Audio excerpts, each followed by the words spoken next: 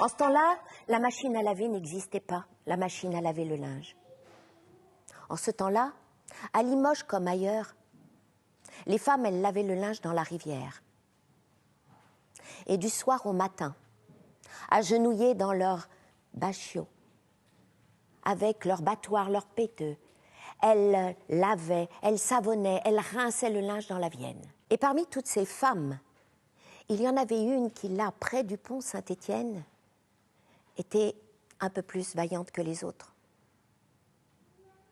Ses clients étaient essentiellement les bouchers de Limoges. Et la Marinette, dès le matin jusqu'au soir, elle était là, elle lavait. Toute l'année,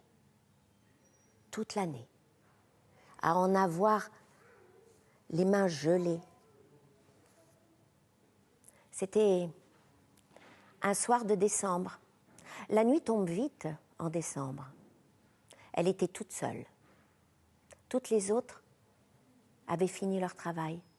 Marinette était en train de mettre son linge dans le seau, dans la brouette, quand là-bas, sur le pont Saint-Étienne, elle a vu une silhouette se détacher sur le crépuscule. Elle ne connaissait pas. D'un pas lent, un homme traversait le pont. Elle voyait bien un manteau, une grande besace sur le dos, un chapeau, un bâton. L'homme arrivait tranquillement. Il s'est approché de Marinette. « Bonsoir, Marinette. »«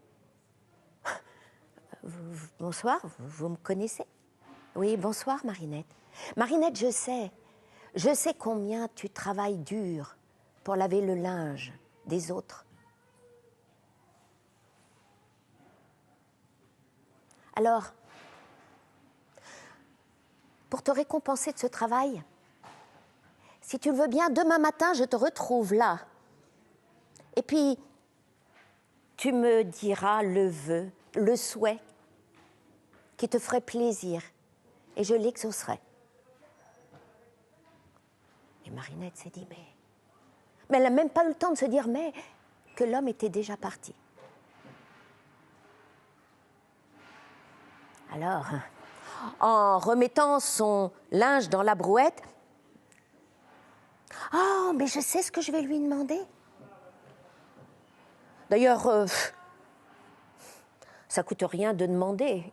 Je ne sais pas d'où il vient, mais je lui demanderai bien. Oui, parce que le Léonard et moi, ça fait longtemps qu'on est mariés et on n'a toujours pas de petit. Ah oui, je vais lui demander un garçon, une fille. Ah oui, ça me ferait bien plaisir. Oh, qui ait déjà 7-8 ans, quoi, solide, en forme, qui soit prêt à travailler avec le Léonard ou avec moi. Oui, un petit. Ah oui, un petit. Ah oui. Et la voilà repartie avec sa brouette, remontant la Vienne, reprenant le chemin.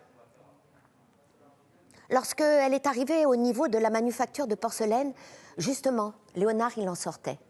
Léonard, l'homme du feu, chargé d'alimenter ce four puissant qui cuit tous ces objets magnifiques.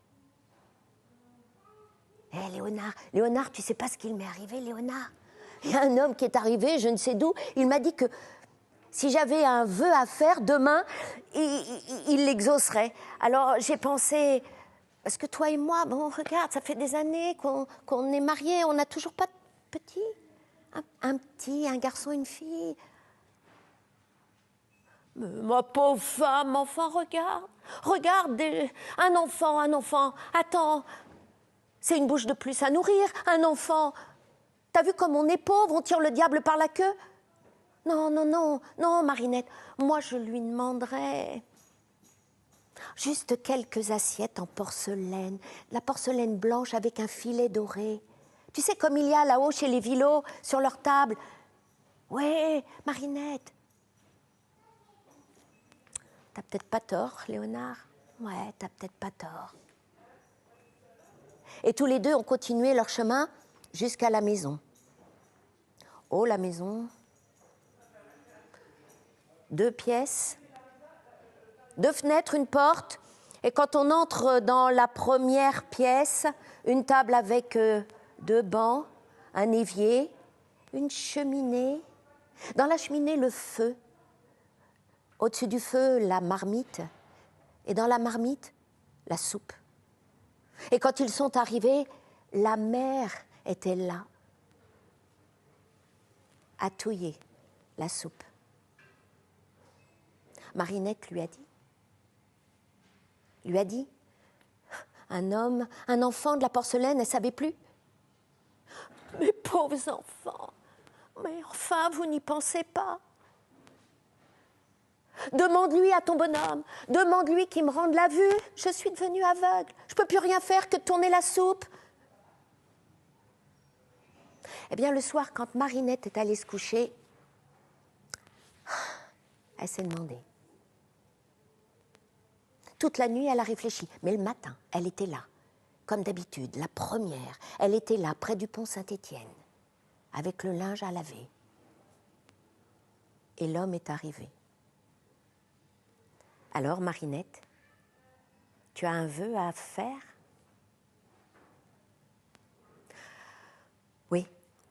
Oui, j'ai bien réfléchi.